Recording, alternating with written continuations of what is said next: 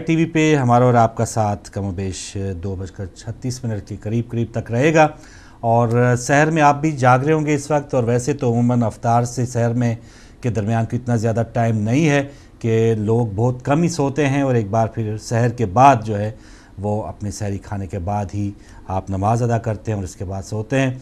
और जो पहला वक्त था, मुझे याद आ रहा है कि उस वक्त इतने चैनल्स नहीं थे, मसाजिद से ऐलान किए जाते कितना टाइम रह गया है, बाहर टोलियाँ और जगाने आती। लेकिन आहिस्ता आहिस्ता जो वक्त गुज़र रहा है, आप अपने पसंदीदा चैनल से लगातार हिदायत टीवी के साथ जुड़े हुए हैं और उसमें उलमा कराम के प्रोग्राम्स आप देख रहे हैं। सवाल जवाब का ये सिलसिला सैर और इफ्तार में होता है, और इस नशिस्त में भी हमारे साथ मौजूद हैं जनाब मौलाना सैयद फ़िदा हुसैन बुखारी साहब। मौलाना साहब, आपका बहुत शुक्रिया, आपने दोबारा वक्त दिया। और नाज़रीन, प्रोग्राम के फॉर्मेट यही है कि आगाज़ में आपने ज़ायका प्रोग्राम देखा, उसके बाद मौलाना साहब रोज़ा की अहमियत और फ़ज़ाइल से मुतालिक गुफ्तगू फरमाएँगे। उनकी गुफ्तगू के बाद जो हमारा सेगमेंट है ज़ियाफ़त की बात, जिसे पेश करेंगे मौलाना सैयद अब्बास आबदी साहब, वो देखेंगे। और फिर आपकी कॉल्स हम खोलेंगे। आपके जहन में कोई भी सवाल हो रोज़े से मुतालिक, किस तरह से हम इफ्तार तक जा सकते हैं ज़्यादा से ज़्यादा सवाब हासिल करते हुए, तो वो कोई भी सवाल हो आप ज़रूर पूछिएगा। इस वक्त गुजारिश करूँगा जनाब मौलाना सैयद फ़िदा हुसैन बुखारी साहब से कि वो रोज़े की अहमियत और फ़ज़ाइल से मुतालिक गुफ्तगू फरमाएँ। जी, बहुत शुक्रिया जनाब फ़ारूक साहब। मैं कुरान मजीद की उन आयात की तिलावत और तर्जुमे का शरफ़ हासिल करता हूँ बिस्मिल्लाह जो रमज़ान और माह मुबारक रमज़ान और रोज़े के मुतल्लिक़ वारद हुई है। बिस्मिल्लाह। औज़ु बिल्लाहि मिनश शैतानिर रजीम। बिस्मिल्लाहिर रहमानिर रहीम। सुभान अल्लाह। या अय्युहल्लज़ीना आमनू कुतिबा अलैकुमुस्सियाम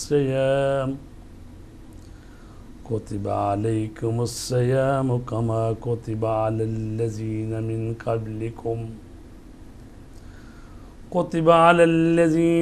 क़ब्लिकुम लअल्लकुम तत्तकून।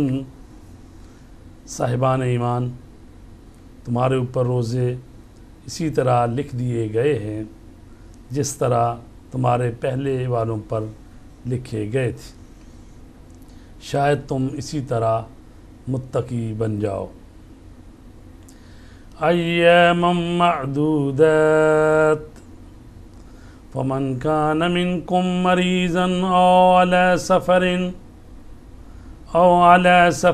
फ़इद्दतुम मिन अय्यामिन उख़र वअलल्लज़ीना युतीक़ूनहु फ़िदियतुन ताअमु मिस्कीन फ़मन ततव्वअ ख़ैरन फ़हुव ख़ैरुल लहु व अन तसूमु ख़ैरुल लकुम इन कुन्तुम तअलमून।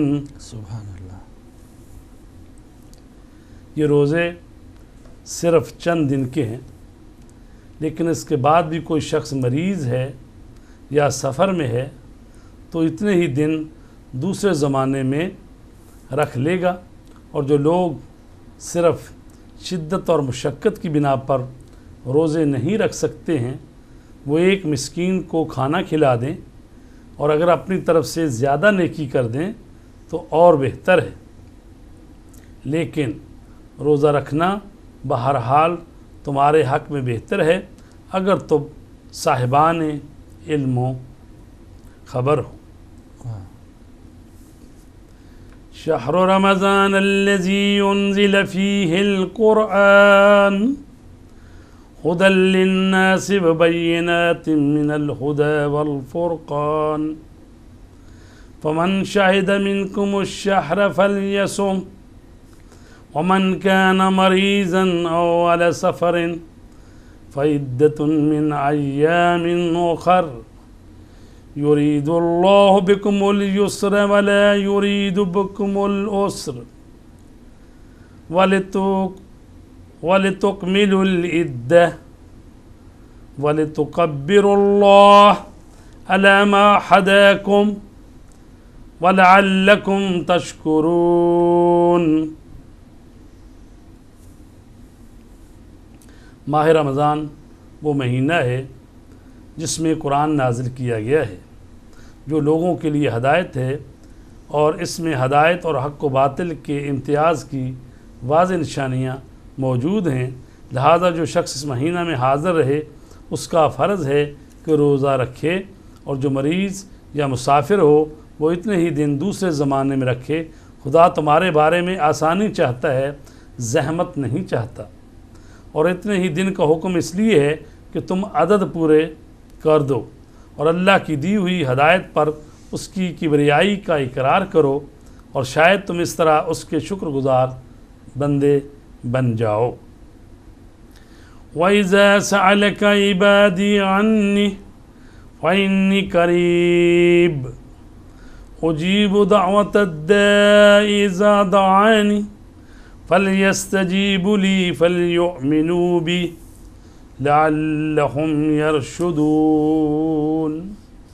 और ऐ पैगंबर, अगर मेरे बंदे तुमसे मेरे बारे में सवाल करें तो मैं उनसे करीब हूँ, पुकारने वाले की आवाज़ सुनता हूँ जब भी पुकारता है। लिहाजा मुझसे तलब कबूलियत करें और मुझ ही पर ईमान व एतमाद रखें, शायद इस तरह राह रास्त पर आ जाएं। उहिल्ल लकुम लैलतस्सियामिर रफ़स उहिल्ल लकुम लैलतस्सियामिर रफ़सु इला निसाइकुम हुन्ना लिबासुन लकुम व अंतुम लिबासुन लहुन अलिमल्लाहु अन्नकुम कुंतुम तख्तनूना अनफुसकुम फताबा अलैकुम व अफ़ा अन्कुम वल्आन बाशिरूहुन्न वब्तगू मा कतबल्लाहु लकुम वकुलू वशरबू हत्ता यतबय्यन लकुमुल खैतुल अबयज़ु मिनल खैतिल अस्वदि मिनल फज्र सुम्मा अतिम्मुस्सियाम इलल लैल। तुम्हारे लिए माह रमज़ान की रात में औरतों के पास जाना हलाल कर दिया गया है। वो तुम्हारे लिए पर्दापोश हैं, तुम उनके लिए। खुदा को मालूम है कि तुम अपने ही नफ्स से ख़यानत करते थे, तो उसने तुम्हारी तौबा कबूल करके तुम्हें माफ़ कर दिया। अब तुम बित्मीनान मुबाशरत करो और जो खुदा ने तुम्हारे लिए मुकद्दर किया है उसकी आरज़ू करो, और उस वक्त तक खा पी सकते हो जब तक फजर का स्याह डोरा सफ़ेद डोरे से नुमायाँ न हो जाए। इसके बाद रात की स्याही तक रोज़ा को पूरा करो। सदक़ल्लाहुल अलीयुल अज़ीम।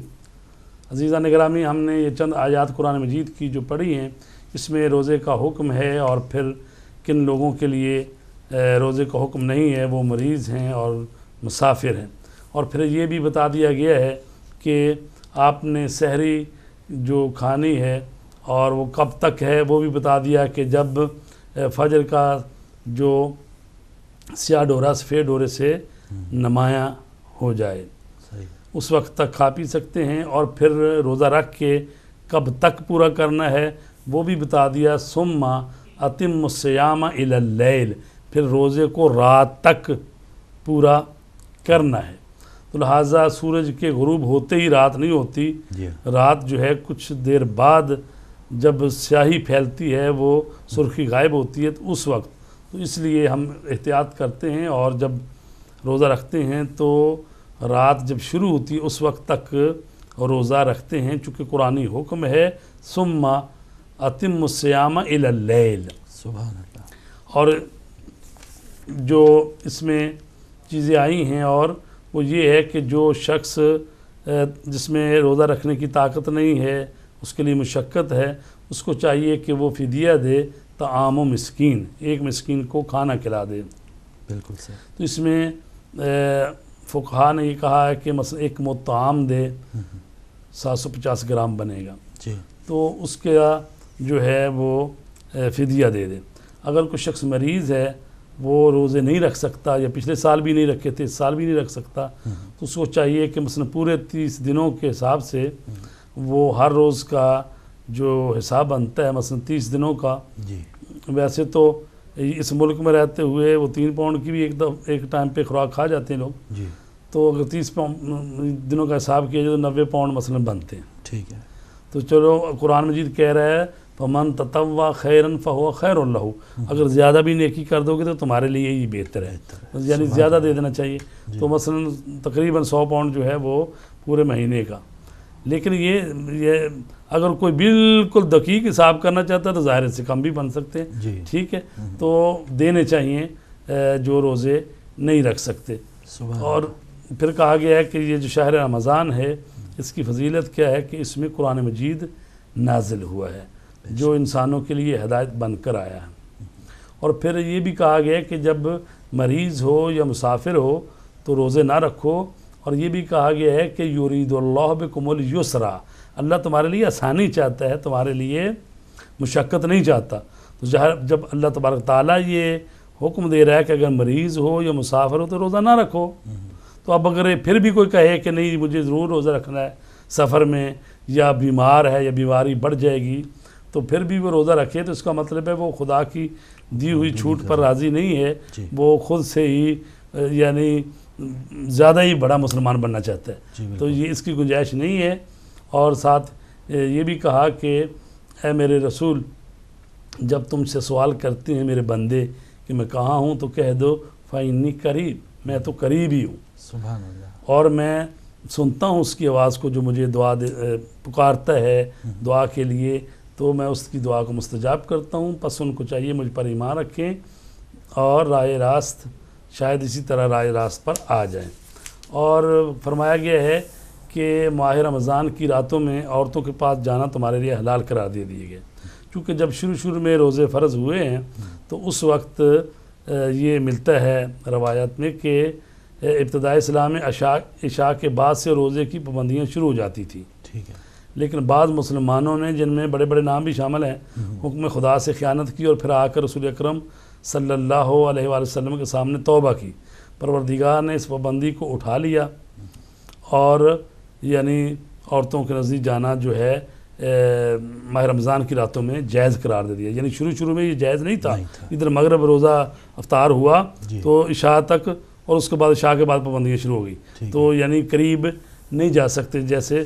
तो बाद में ये सहूलतें मिली हैं कि भाई सहरी के वक्त तक खाना पीना खा भी सकते हो और ये जो जिनसी ताल्लुकात भी कायम कर सकते हो।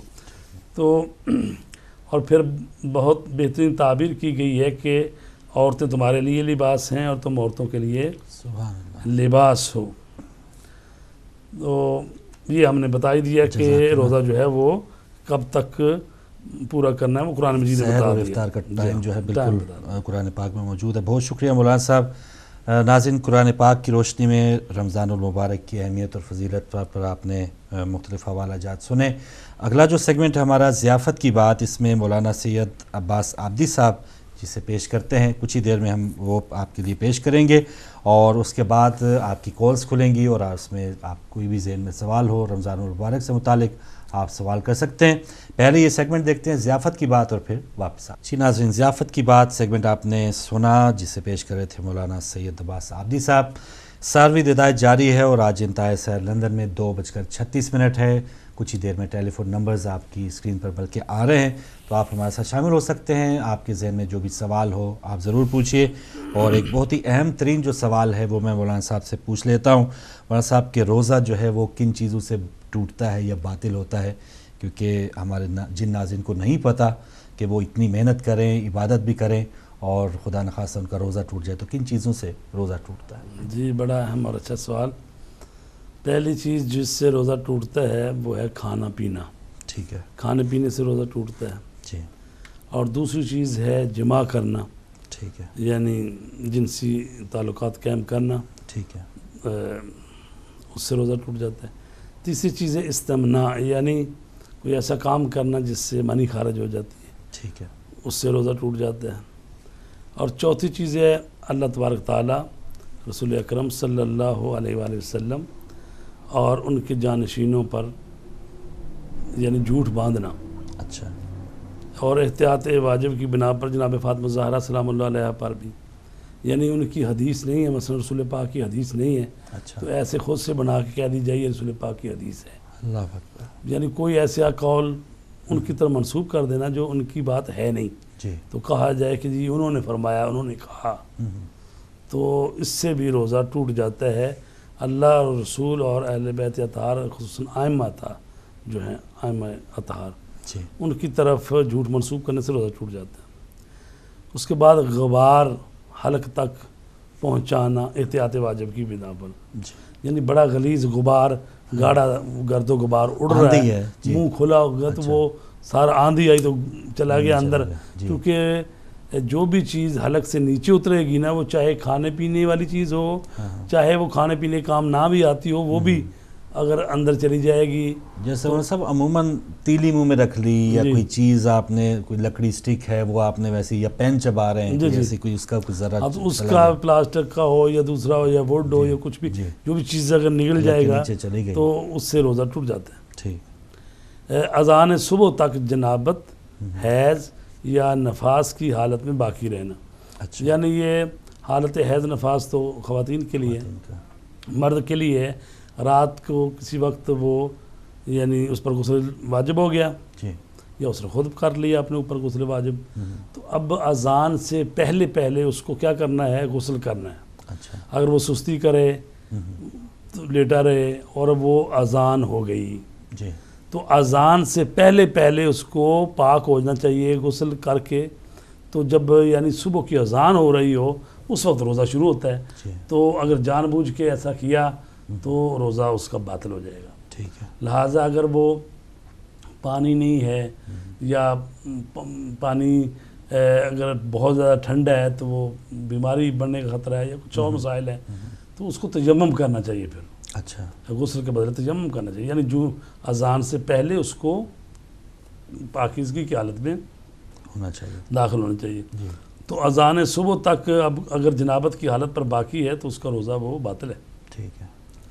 इसी तरह किसी सियाल चीज़ से अनीमा करना, अच्छा। अनीमा जो करना है ना, बाज़ दफ़ा लोगों को कब्ज़ हो जाती है, उसके लिए जी। वो डॉक्टर अनीमा कराते तो बहने वाली चीज़ जो सियाल चीज़ है माया, तो उससे अनीमा करना, उससे भी रोज़ा टूट जाता है। अच्छा। और कै करना, जानबूझ कर कै कर दी जी।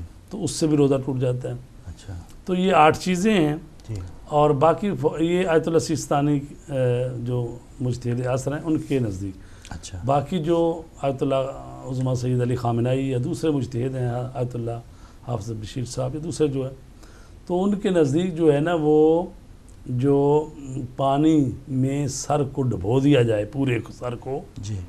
तो सर का पानी में डुबो देना पूरा, उससे भी रोज़ा टूट जाता है। ठीक है। तो ये 9 चीज़ें तकरीबन बनती हैं जी। जिनसे रोज़ा टूट जाता है। ठीक है। और इन चीज़ों के अलावा अगर कोई और चीज़ हो तो फिर उससे रोज़ा।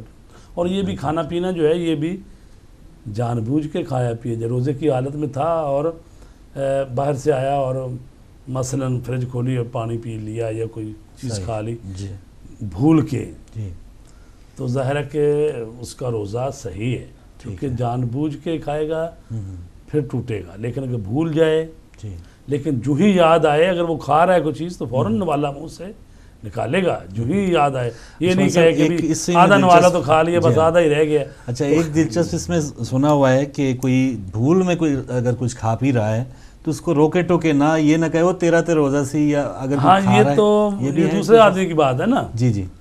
कि क्या दूसरे पर वाजिब है किसी दूसरे मना को करें। रोकना, ये उस सूरत में है। तो ज़िम्न आप बता दें, लेकिन अगर ये है कि वो अगर खा लिया उसने खुद, रोज़ा उसका सही है, उसका रोज़ा सही है। ठीक है। तो रोकना चाहिए दूसरे बंदे को या नहीं, ये जो अलग मतलब है कि उस तरह से शायद वाजिब ना हो रोकना। वैसे तो ठीक है। अगर माँ बाप हैं घर में दूसरे हैं तो उन्हें पता है बच्चों को रोज़ा रखवाया हुआ है, जी हाँ। तो आया के घर में ये काम कर रहा है तो वो उसको तो कहेंगे ना भी तेरा रोज़ा है, क्या कर रहे हैं। बिल्कुल सही जी, है। अच्छा। तो मैं चाहूँगा नाज़रीन आप भी शामिल हो जाएं और जो भी आपके ज़हन में सवाल हो तो आप पूछें। अगर कॉलर हैं तो मैं उनसे बात कर लेता हूँ। तो चलें, जैसे आपकी कॉल आती है हम आपसे बात करते हैं। तो मौलाना साहब, ये तो हो गए रोज़ा जिससे टूट जाता है, एक और है मकरूहात हैं कि जैसे बहुत से सवाल आते हैं, टूथपेस्ट करना है नहीं करना, काजल लगाना है, और जो है इस तरह के नहाना कितनी बार, या कई बार होता है ना कोई गर्मी है तो ठंडा कपड़ा लगा लिया चेहरे पे। तो ये तमाम चीज़ें क्या क्या मकरूहात है कि हम कम से कम ये चीज़ें करें और ज़्यादा से ज़्यादा सवाब हासिल हो? जी, मकरूहात में ये है कि आँख में दवा डालना जी। और सुरमा लगाना, ठीक है। जबकि उसका मज़ा या बू हलक में पहुँचे। ठीक है। यानी कि सुरमा लगाना या वो जो दवाई डाली जा रही है, जी अगर उसकी जो असर है वो हल्क में महसूस हो रहा है जी, तो फिर ये क्या है, मकरूह है। मकरूह है। मौलाना साहब ठीक एक है। कॉलर आ चुके हैं, फिर ये बागर जो तफसील है वो हम हासिल करेंगे। जी अस्सलाम वालेकुम। वालेकुम अस्सलाम। जी बहन सईदा हमारे साथ है लंदन से। जी बहन। जी फारूक भाई, आपको और मौलाना साहब को और जो भी इस वक्त आपके साथ मिलकर काम कर रहे हैं, जहाँ जहाँ तक मेरी आवाज़ आ रही है, सबको मेरा बहुत बहुत सलाम। वालेकुम और अस्सलाम। सबको रमज़ान बहुत बहुत मुबारक हो। बहुत शुक्रिया। खैर खुशकिस्मत हैं जो इस महीने में इबादत कर रहे हैं। बिल्कुल सही। मेरा एक सवाल था और एक दुआ के लिए कहना था। आपको पता है मेरा छोटा भतीजा मान शहजादा, तो जी। वो कल स्कूल गिरा तो उसका बाजू टूट गया। अच्छा एक तो उसकी सेहतयाबी के लिए दुआ करें, दूसरा कि उस वजू की क्या नियत करे जिसके साथ मैं वजू करके नमाज भी पढ़ लूँ, कुरान भी पढ़ लूँ, अगर मैं तस्बीह पढ़ लूँ तो उस वजू की मैं क्या नियत करूँ उसमें जिसमें मैं ये सारा कुछ कर सकती हूँ। ठीक है, ओके, अल्लाह हाफिज़। अल्लाह हाफिज़। बहुत शुक्रिया सईदा बहन लंदन से। आपकी दुआ की गुजारिश भी मौलाना साहब दुआ करेंगे। आखिर में सवाल भी आ गया। कोई अगले कॉलर हमारे साथ? तो मौलाना साहब पहले इनका जो सवाल था कि जो वो तलावत भी करें या नमाज भी पढ़ें, उसके लिए जो वज़ू करेंगे उसकी कोई ख़ास नियत होगी? जी, एक तो जो उनके भतीजे का जी बीमार हैं, बाजू हाथ टूट टूट गया, रहे खुदावंद आलम उसको जल्द अज जल्द शफाई कामिला दिला दे। इलाही आमीन। और ये जो उन्होंने सवाल किया है कि ऐसा वज़ू जिससे नमाज भी पढ़ी जाए, तिलावत कुरान भी हो जाए, और बाकी देखें वज़ू करते हुए जब आप नियत करेंगे वज़ू करता हूँ या करती हूँ कुर्बतन इल्लल्लाह, जी तो इसमें हर चीज़ आ जाएगी। यानी वज़ू है आपका, ठीक है। तो जब वज़ू आपने मकसद किया हुआ पाक है, होना है। हाँ जी, जी हाँ, उसके लिए बार बार एक दफ़ा ये होता है कि आप वज़ू करने करने लगे हैं, मसलन जी 1:15 बजे नमाज का टाइम, जी मसलन बाद जगह पे 1 बजे भी होता है जी ज़ोहर की नमाज के लिए, जी। तो आप उठे और वज़ू करने लगे हैं, तो 1 बजे जो ही वक्त हुआ उसी वक्त वज़ू करें, तो वो उस नमाज के लिए वज़ू करने लगे हैं, ठीक। तो कह सकते हैं वज़ू करता हूँ वाजिब कुर्बतन, कुछ नमाज के लिए वाजिब है जी, वज़ू करना, जी। वाजिब कुर्बतन इल्लल्लाह। जी लेकिन अगर आपने 10 बजे वज़ू किया हुआ है जी तो उस वक्त कोई नमाज का टाइम नहीं था, ठीक है। आपने वैसे ही वज़ू किया, चूँकि ये मुस्तहब है कि इंसान हर वक्त बावज़ू रहे, सुभान रात को सोते वक्त भी वज़ू करके सोना चाहिए। सुभान अल्लाह। तो वज़ू से आप हैं, जब आप वज़ू से हैं तो आप नमाज भी पढ़ सकते हैं, कुरान भी पढ़ सकते हैं, कोई भी अमल जो जिसके लिए वज़ू ज़रूरी है जी। आप कर सकते हैं, और सिर्फ खाली कुर्बतन इल्लल्लाह ही कह दें बस, ठीक। जज़ाक और फिर ये कहना भी जो है अल्फाजों से नहीं है, बस जब आप कर रहे हैं वज़ू तो नीयत आपकी ये होनी चाहिए। बेशक। जी एक और कॉलर। अस्सलाम वालेकुम। वालेकुम। वालेकुम अस्सलाम। हमारे साथ कौन, कहाँ से? जी इल्फत से अली बोल रहा हूँ। जी अली हसन इल्फत से। जी भाई। जी जो वो क्वेश्चन पूछना था, जो वो जो औरत जात हैं उनको जब नमाज माफ होता है, जब मंथली साइकिल होता है जी नमाज वो माफ हो जाता है, लेकिन रमजान में वो माफ नहीं होता, उसको रखना पड़ता है। ये क्यों है? अच्छा ठीक है। पहले तो ये सवाल होगा कि जब ख़वातीन के जो अयाम होते हैं उसमें उनको रोज़ा फ़र्ज़ होता है या जिस रोज़ा फर्ज नहीं, उन भाई ने शायद गलत नहीं, उनको गलत फहमी हुई जी है जी कि जो आयाम होते हैं उसमें नमाज भी नहीं पढ़नी, रोज़ा भी नहीं रखना। जी सिर्फ फ़र्क ये है कि वो जो पीरियड के दौरान नमाजें हैं उनकी कज़ा नहीं है बाद में, अच्छा लेकिन रोज़े की रोज़ों कज़ा की कज़ा है, ये फ़र्क है। ठीक है। तो एक और कॉलर हमारे साथ हैं। अस्सलाम वालेकुम। अस्सलाम वालेकुम। वालेकुम सलाम। जी भाई। वालेकुम फारूक भाई, और शाह साहब आपको भी अस्सलाम वालेकुम वालेकुम। सलाम। वालेकुम अस्सलाम भाई। तो फारूक भाई, मैं जरा अट के सवाल कर रहा हूँ, ये रमजान के बारे में नहीं है। जी जी आप मेरा पूछिए। मसला ये था कि ये मैं पाकिस्तान मैंने पैसे भिजवाए थे, तकरीबन कोई 18-20 लाख के करीब थे ठीक है। पाकिस्तान में, तो वो वहाँ मेरे साले साहब ने बैंक में रखवा दिए थे। तो साल 1.5 साल के बाद मैं गया, तो वहाँ जब मैंने पैसे निकलवाए तो तकरीबन उसको कोई 70 से 80 हज़ार के करीब उन्होंने प्रॉफिट दिया था, मतलब 4-5 हज़ार रुपए, और उन्होंने उससे कटौती भी की थी, वो मुझे सब उन्होंने बताया। तो मैं अभी ये सोच रहा था कि ये सवाल करूं कि क्या ये पैसे मेरे लिए जायज़ है या नहीं है, तो बराए मेहरबानी ये मुझे वजाहत कर दे। ठीक है भाई, बहुत शुक्रिया। आपने नाम तो नहीं बताया, बहरहाल आपका सवाल आ गया। चले, पहले तो ये प्रॉफिट तो अलग बात है, आप गए हैं, आपको उतने पैसे कम से कम मिल गए, ये भी बड़ी बात है।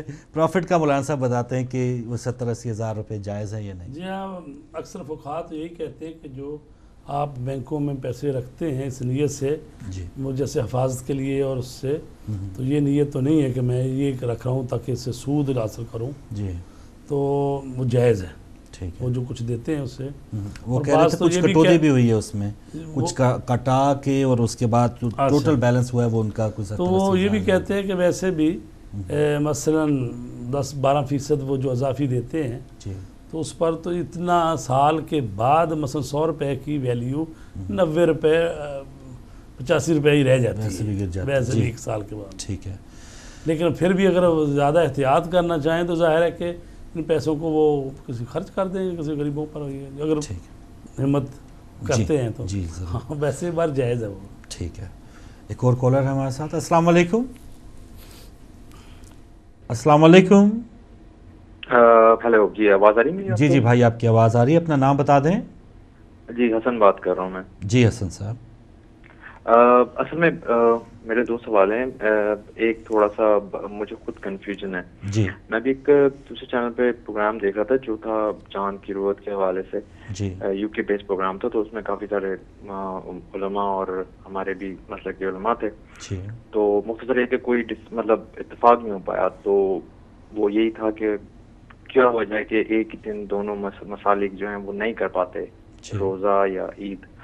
तो मुझे ये पूछना था कि हमारे मसलक में हमेशा जो है मतलब एक दिन पहले या एक दिन बाद जो है वो मेजॉरिटी से होता है, फ़र्क होता है। तो हमारे यहाँ जो उलमा हैं उनके पास ऐसा क्या पैमाना है कि जो मतलब वो डिसाइड करते हैं, वो कोई हेल्प लेते हैं कुछ टेक्नोलॉजी से, या वो मतलब हम खुद अपना यहाँ डिसाइड करते हैं यूके में?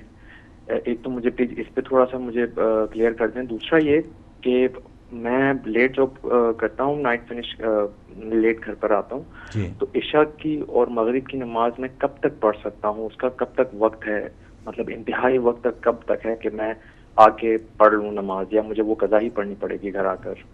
ठीक है, थैंक यू, बहुत शुक्रिया हसन साहब, अल्लाह हाफिज़।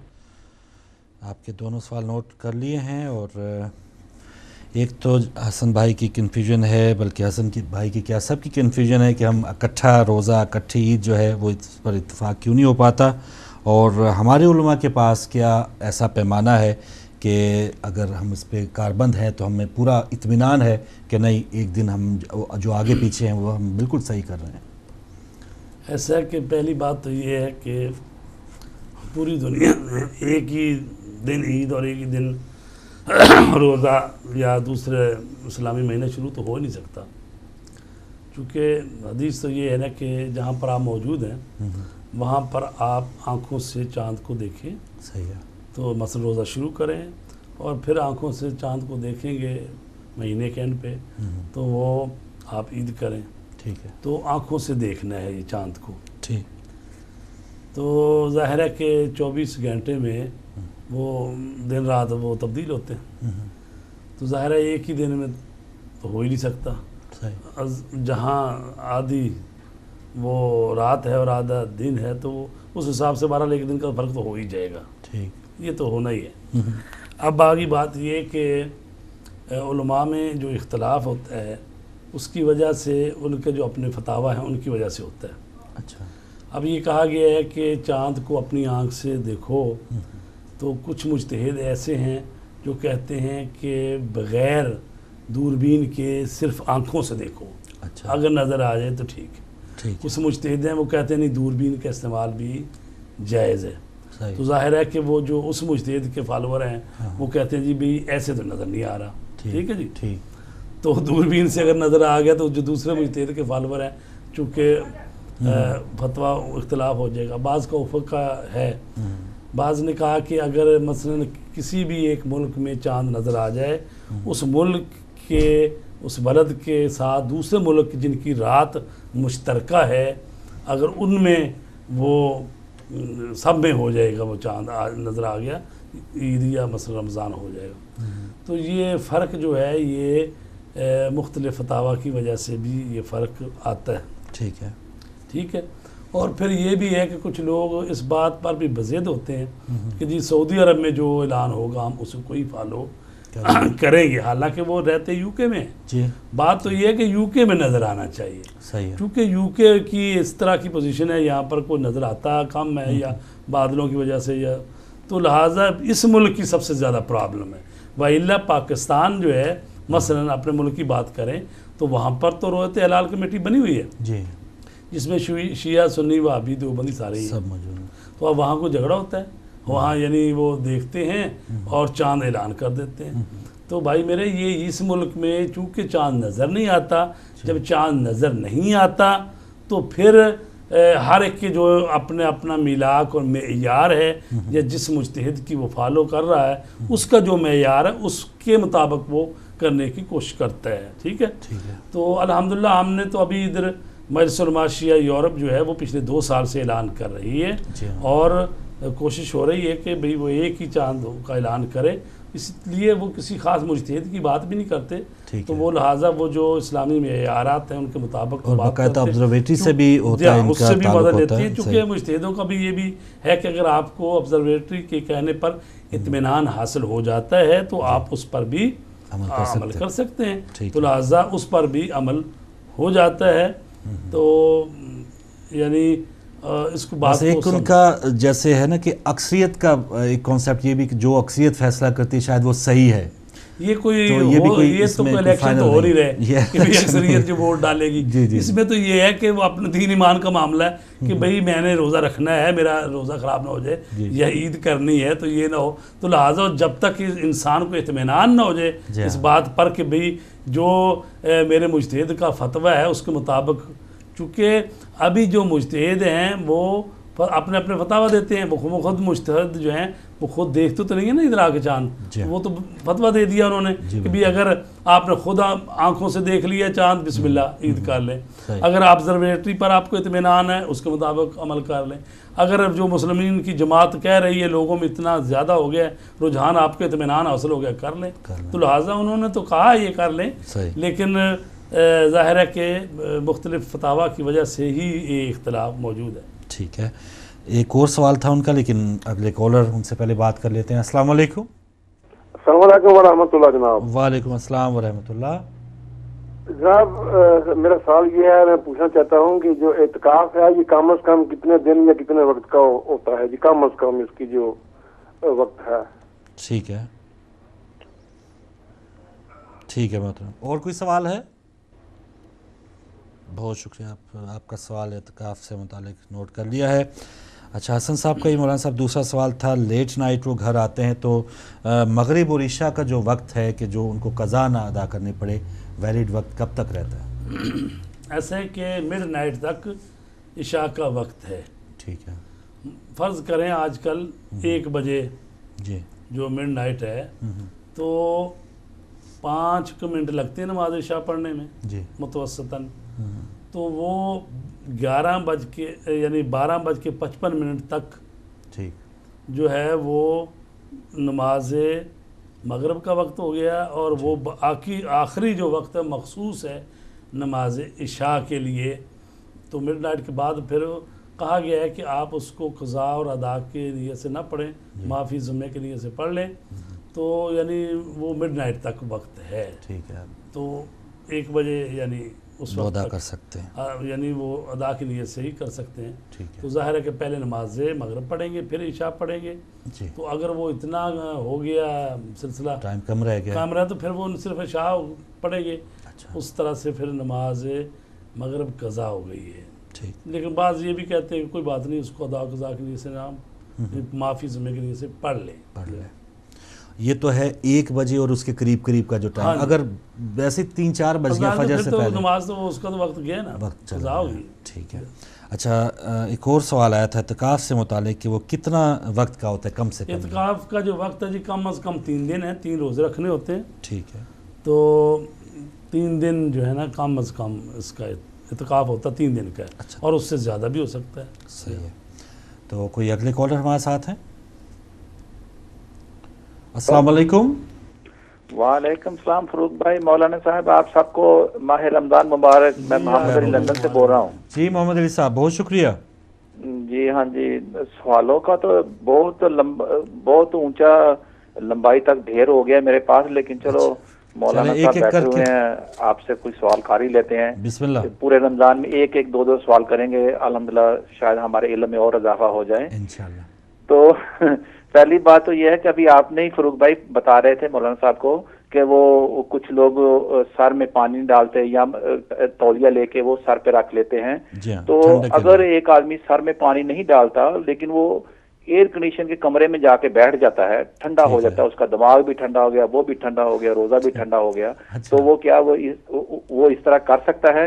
अच्छा। दूसरी बात यह है कि आपकी आवाज पाकिस्तान के कोने कोने में जाती है, ठीक। तो मैंने देखा है कि हमारे जो मुफ्ती मुनीब साहब है उन्होंने दूरबीन लगा के कराची में चांद ढूंढने की कोशिश की कि नजर आ जाए, लेकिन लाखों लोग उनका इंतजार कर रहे थे कि वो अनाउंस करें कि चांद नजर आया है कि नहीं आया। तो मैं अहले तशरीह के उलमाए दीन और जो अहले सुन्नत वल जमात की इनसे ये पूछना चाहता हूँ कि वो जो सूद का चांद है वो किस महीने में कौन से साल में नजर आता है, कि वो आवाम को बताएं कि आज के बाद आज का दिन सूद का चांद नजर आया है, हमारे ऊपर सूद लेना हराम है।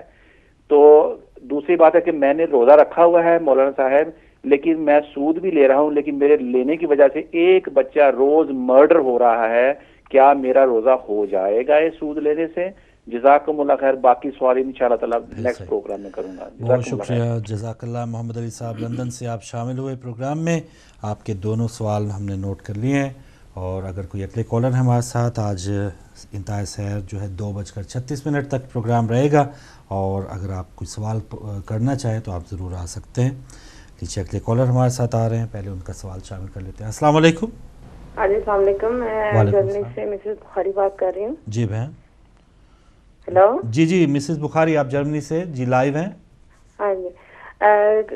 मौलाना साहब ने भी फरमाया कि मासूमीन का जो फरमान है वो अगर हम झूठ कहें किसी से तो रोजा बातिल हो जाता है। अगर हम मासूमीन का ही अगर भूल जाते हैं तो एक मासूम का दूसरे मासूम का नाम लेके,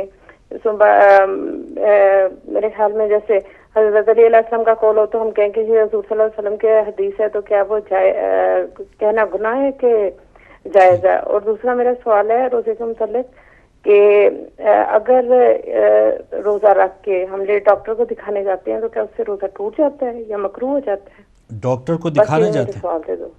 अच्छा जी, बहुत शुक्रिया मिसेस बुखारी, आप जर्मनी से शामिल थी। अगले कॉलर हमारे साथ। अस्सलाम वालेकुम। हेलो, अस्सलाम वालेकुम। वालेकुम अस्सलाम। मेरा मौलाना जी से सवाल है कि जो शादी पर माँ बाप की तरफ से या ससुराल की तरफ से सोना एज ए गिफ्ट दिया जाता है, क्या उस पर ज़कात होती है? और अगर खासतौर पे अगर वो बैंक में रखा हो, और ऐसा सोना जिसको हम रोजमर्रा यानी इस्तेमाल में लाते हैं, तो क्या उस सोने पे किस किस्म की ज़कात है? ठीक, शुक्रिया, खुदा हाफिज़। बहुत शुक्रिया बहन, आपका सवाल नोट कर लिया है। और फ़िलहाल खामोशी है, कोई घंटी नहीं बज रही, तो वो सवाल मोहम्मद अली साहब का कि वैसे तो पानी की जो ठंडक और नहाना ज़्यादा रोज़े के हवाले से, तो इसी कमरे में बैठा रहे बंदा और ठंडा होता रहे, इसके हवाले से आप बताएंगे कि रोज़े को क्या? बात ये है कि कराहतन सवाब कम है जी।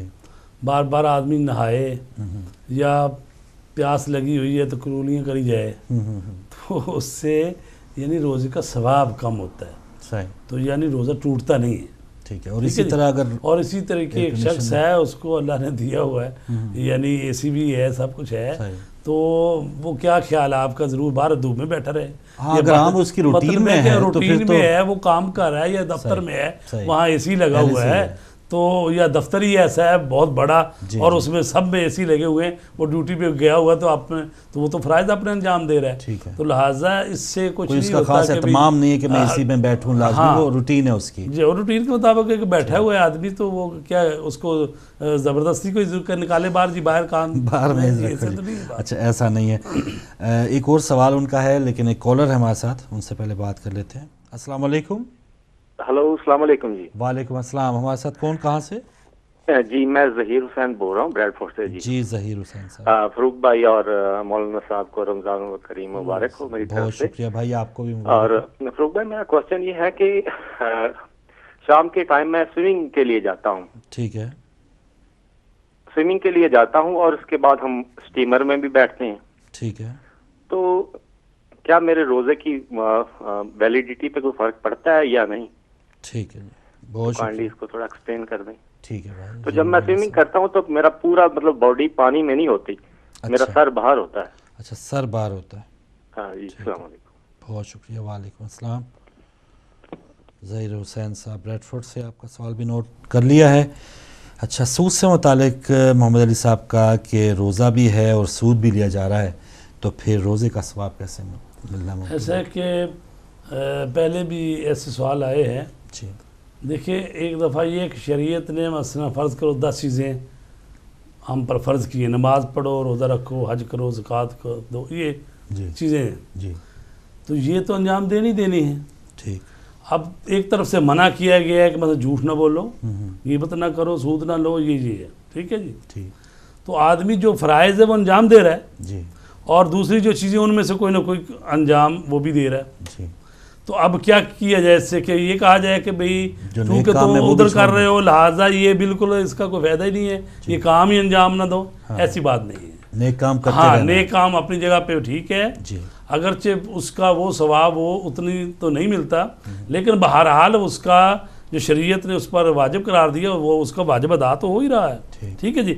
और उससे जो मना किया जिससे काम से उसको भी छोड़ना चाहिए। अच्छा, जज़ाकल्लाह। अच्छा, मिसेस बुखारी साहिबा का सवाल है। कोई कॉलर तो नहीं हमारे साथ? अस्सलाम वालेकुम। वालेकुम सलाम। जी, हमारे साथ कौन, कहाँ से? जी, हम फातिमा हैं और हम लंदन से बोल रहे हैं। जी फातिमा बहन। जी, हमारा सवाल है कि हमको लगता है कि हम प्रेग्नेंट हो सकते हैं और ये जानते जानते हमको 1 हफ्ता हो जाएगा, तो इस हालात में रोज़ा रखना जायज़ है कि नहीं जायज़ है? आप समझ सकते हैं कि मैं छोड़ना भी नहीं चाहती हूँ और हम जानती भी नहीं है, तो इसका क्या हल हो सकता है? नहीं तो अभी ये पहला ही महीना है जी, अभी उनको उम्मीद है, लेकिन सिस्टर वैसे तो क्या प्रेग्नेंट ख्वातीन के लिए क्या हुक्म है कि देखो जी, पहले 1-2 महीने से तो कोई फर्क नहीं पड़ता ना जी। ये तो उस वक्त है कि जब बच्चा ज़्यादा बड़ा हो रहा है, 4 महीने 5 महीने रुश्त कर रहा है, उसको खुराक वगैरह उसको ज़्यादा यानी वजूद से जाती है जी, तो ये तो उन्हीं पर डिपेंड करता है। अगर वो बर्दाश्त कर सकती है तो उनको रोज़ा रखना चाहिए। वो भी डॉक्टर अगर उसको हमारे हाँ जी, मतलब अभी तो अगर चंद हफ्ते हुए हैं या चंद या पहला महीना 2 है तो उसमें तो कोई इतना ज़्यादा नहीं है। सही है। मगर ये कि वाकई किसी की खास कैफियत हो वो डॉक्टर बता सकते हैं। डॉक्टर बता सकता है। बहन, आपके जवाब आ गया तो इसमें कोई मसले की बात नहीं है, आप ज़रूर रोज़ा रख सकते हैं। तो नाज़रीन, मज़ीद आपकी कॉल्स हम नहीं ले पाएंगे और इंशाल्लाह शाम को हमारे बर्मिंघम स्टूडियो से इफ्तार विद हिदायत प्रोग्राम में आप सवाल जवाब कर सकते हैं। तो इस प्रोग्राम के जो जवाबात अभी रहते हैं उनके जवाबात लेते हैं। मिसेस बुखारी साहिबा का जर्मनी से, जैसे रोज़े के बातर होने के हवाले से मासूमीन के नाम पर हम झूठा कोई बात करना, वो बातिल होने की आप शायद बता रहे थे। वो फरमा रही थी कि भाई अगर वैसे गलती से अगर मौला अली अलैहिस्सलाम का कौल है और हम कह देते हैं गलती तो से रसूल पाक का कौल है, मसलन हम कह रहे हैं हज़रत अली ने फरमाया जी, या हज़रत अली का कौल है तो हम कहें इमाम हसन ने फरमाया जी। तो बात यह है कि जब आपको शक हो ना तो आप ये कह दें मासूम ने फरमाया, यानी उसमें नाम ना लें, मेंशन करने की जरूरत नहीं है किसने फरमाया। ठीक है नहीं? जो सही पैगाम है वो भी अदा हो जाएगा और आप उस पर अगर तस्दीक आपको फ़ौरन याद नहीं आ रहा तो आप मासूम का बेहतर है यही करें। सही है, जज़ाकल्लाह। अच्छा, उनका एक और सवाल था कि डॉक्टर को चेकअप करवाने से रोज़ा बातिल तो नहीं होता? ये डॉक्टर को मसले खातून है, लेडी डॉक्टर चेक कर रही है उसको। अच्छा, तो यानी डॉक्टर उसको अगर मसलन डॉक्टर लेडी डॉक्टर नहीं मिल सकी या नहीं है या जो मुतखस्सिस है जो वो मर्द है, ठीक है, तो ज़रूरत है मजबूरी अब उसको दिखाना है। तो जब वो देखेगा तो ज़ाहिर है देखने से मुराद ये है कि जिस्म के कुछ हिस्से या कोई जगह वो देखेगा, चेक करेगा, या बाज़ दफ़ा दस्ताने पहन लेते हैं या वो हाथ लगाते हैं तो वो ज़रा यानी उससे रोज़ा टूटता नहीं है, चूँकि वो शौकीन ना हो। मतलब बाज़ दफ़ा होता है ना कि अब वो गुजारा हो रहा है, कोई मसला नहीं, तो ऐसे बस शौक ही आदमी चल पड़े, सही। तो वो चीज़ें ना हो, तो बाकी फिर तो जो मजबूरी है तो वो ज़ाहिर, तो फिर तो ऐसे करने से रोज़ा टूटता नहीं है। जब हम कहते हैं रोज़े टूटने वाली ये चीज़ें हैं, तो ये जो चीज़ें हैं इनको याद कर लीजिए, 9 चीज़ें हैं, इनके अलावा रोज़ा टूटता नहीं है। मसलन कोई कह जी खातून है वो नंगे सर फिर रही है बाजार में जी, तो जाहिर है हिजाब करना अज़ नज़र कुरान वाजिब है, तो क्या उससे रोज़ा टूट जाएगा? नहीं, रोज़ा नहीं टूटेगा। वो गुनाह अपनी जगह पे कर रही है जो हिजाब नहीं कर रही, लेकिन अगर उसने रोज़ा रखा तो रोज़ा उसका सही है। इसी तरह जैसे अभी सूद की भी बात उन्होंने कर रही है कि रोज़ा तो उसका सही है, लेकिन जो सूद ले रहा है उसका गुनाह है उसको, ठीक है। और फिर ये कि सूद के मिसदाक भी तो मुअय्यन करना है कि कौन सी चीज़ सूद में आती है, कौन सी चीज़ सूद में नहीं आती। अगर उलमा का इसी में इख्तलाफ हो जाए कि जनाब नहीं, ये जो बैंक से पैसे मिलते हैं ये सूद में नहीं आते, ये बल्कि वही जो रकम कम हो जाती है या उस पर जो अजाफी देते हैं ये सूद नहीं है मसलन, ठीक है ना जी, तो फिर तो सूद ही नहीं है ना। तो सूद जो मिसदाक है वो ये आता है कि जब कोई किसी ने कर्जा लिया, आप उसने कहा जी आपने 100 रुपये मुझसे लिए हैं, तो मसलन फलां डेट को देंगे तो 110 रुपये मुझे देंगे, तो इस तरह ये सूद है। या ये है कि किसी से आपने गंदम ली है 40 किलो, तो मैं 1 महीने बाद क्या वापस दूंगा, तो क्या जी मैं 50 किलो लूँगा, तो ये इस तरह से सूद होता है। हम जिन्स यानी गंदम की गंदम हो, अगर कहे जी मैं गंदम 40 किलो दे रहा हूँ और फिर ये जो है ना मैं आपसे मसलन चावल लूँगा 40 किलो या 50 किलो, बाद इलाकों में गंदम महंगी, चावल हो सकता सस्ते हो, तो वो जब जिन्स भी बदल जाती है वो सूद नहीं रहता। तो लिहाजा ये भी नहीं है कि हर वक्त सूद की बात देखो और फ़ौरन ये कह दो जी बस हराम है, अल्लाह रसूल से जंग है। वो पहले सूद का मिसदाक तो हो कि वाकई सूद बनता भी है, फिर ये होती है बात, वइल्ला अगर सूद बनता ही नहीं है तो फिर आप कैसे कह सकते हैं। ज़ाहिर है एक वसी एक टॉपिक है, इसमें तो बहुत से नुकात पे बात होगी। अच्छा, एक और उन्हीं बहन का सवाल था कि शादी पर जो सोना तोहफे में मिले उस पर ज़कात की क्या शरह होगी, और जो बैंक में पड़ा है सोना, ऐसा कि जो ख़वातीन जो जेवर उनके पास होता है उस पर ज़कात नहीं है। ज़कात सोने पर जो डलीदार सिक्केदार जो सिक्का राजुल वक्त होता है ना, जो जैसे नोट चलते हैं, जैसे सिक्के चलते हैं, उनकी तरह चलता हो सिक्का, उस पर ज़कात है। अच्छा। तो जी अगर वो ज़कात यानी उस सूरत में कि उसके शायान शान हो, मसलन में है कि मसलन खामन तो क्लर्क लगा हुआ है मसलन, अच्छा ठीक है, हसीयत तो जो फ़र्ज़ करो 500 पाउंड सोने के रखने की है, उसने 50,000 का बनाया हुआ है, अच्छा, तो इसका मतलब हसीयत से बहुत ज़्यादा बनाया हुआ है, तो उस पर वो खुम्स आ जाएगा फिर। अच्छा। वो यानी जितनी रकम उस पर लगी हुई है वो साल बाद उसका खुम्स देना पड़ेगा। अगर अपनी शायान शान है, जितनी हैसियत है उतने वसन जेवर उधर से मिल गए हैं, माँ बाप ने दिए हैं, ये खामन ने दिए हैं, तो वो जो जेवर हैं उन पर ज़कात नहीं होती, औरतों के जेवर पर ज़कात नहीं होती। और जो बैंक में पड़े वही उसी पे भी यही इतलाक़ होगा है, वो जब चाहे निकाल के पहन सकती हैं। ठीक है। वैसे तो आजकल वो सिक्कों का और वो ठोस हालत में अब तो वो डलियाँ ये तो ख़त्म हो चुका है शायद। तो ज़हीर हुसैन साहब का ब्रेडफोर्ड से सवाल था कि वो शाम को स्विमिंग पे जाते, रोज़े के दौरान स्विमिंग करना कैसा, और वो ये भी बता रहे थे कि सर नहीं, वो खुद ही बता रहे थे कि सर मेरा डूबता नहीं है, तो जब ऐसी पोजीशन में वो कर सकते हैं, स्विमिंग कर सकते हैं। एक और भी इसी को आखिर में चीज़ स्विमिंग स्टीमर जो वो भाप वगैरह, उससे भी कोई रोज़े को फ़र्क पड़ता है, जो एक छोटे से कमरे में वो ऐसा अमल करना जिससे इंसान को कमज़ोरी हो जाए, उससे फिर रोज़े का सवाब कम हो जाता है। अच्छा। मसलन रोज़े की हालत में दांत निकलवा रहा है या खून दे रहा है या खून निकलवा रहा है, तो उससे या मसलन ऐसे हमाम में जाता है जहाँ पर जैसे यही भी कह रहे हैं कि वो सारे अगर वहाँ पर जाने से पसीना निकलता है, पानी ज़ाया होता है, ठीक है, उससे अगर कमज़ोरी आती है तो सवाब कम हो जाता है। अच्छा। लेकिन रोज़ा ठीक है, रोज़ा ठीक है। फ़ातिमा बहन का जवाब आपने फ़ौरन ही दे दिया था, बहुत शुक्रिया। तो अभी नाज़रीन कुछ वक्त है हमारे प्रोग्राम के ख़त्म होने में, आखिर में चाहूँगा 2 मिनट है तो आपकी खूबसूरत आवाज़ में एक बार फिर हम दुआ, एक सईदा बहन ने भी आपसे गुजारिश की थी, तमाम नाज़रीन के लिए दुआ फरमा दो। बिस्मिल्लाहिर्रहमानिर्रहीम। इलाही क़ल्बी महजूब व नफ्सी मायूब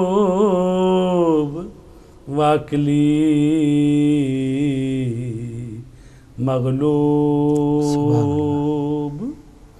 व हवाई गालिब व ताती कलील व मासियती कसीर व लिसानी मुकिर्रोन बिज़्ज़नूब फ़कैफ़ा हीलती या सत्तार अलग़यूब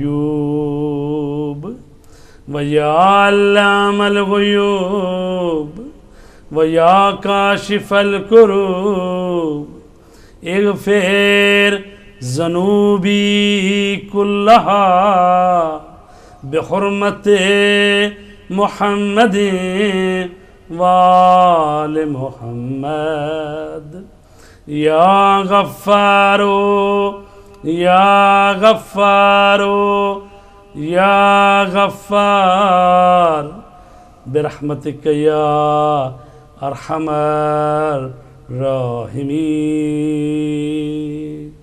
अल्लाहुम्मा सल्लि अला मुहम्मद व आल मुहम्मद। जज़ाकल्लाह।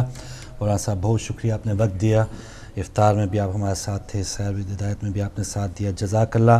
नाज़रीन आपकी कॉल्स का बहुत शुक्रिया। जिन ख़वातीन हज़रात ने इस प्रोग्राम देखा है उनका भी बहुत शुक्रिया। ये बहुत बड़ी सादत की बात है, रमज़ानुल मुबारक में हम ज़िंदा हैं। और एक ज़िम्मेदारी की बात भी और भी है कि जब हम ज़्यादा इल्म हासिल कर रहे हैं, तमाम मसाइल को जान रहे हैं, तो अब ये हम पे फ़र्ज़ है कि हम रोज़े को बेहतर से बेहतर अंदाज़ में गुजारें। और अब वो गलतियाँ कोताहियाँ जो पहले हम लाइल्मी की वजह से करते रहे हैं, इंशाअल्लाह उम्मीद है कि नहीं करेंगे, ज़्यादा से ज़्यादा हम सवाब हासिल करेंगे। तो इसी उम्मीद के साथ कि आप भी हमें अपनी दुआओं में याद रखेंगे। इंशाअल्लाह नेक्स्ट प्रोग्राम में मुलाकात होगी। इजाज़त दीजिए, अल्लाह हाफ़िज़।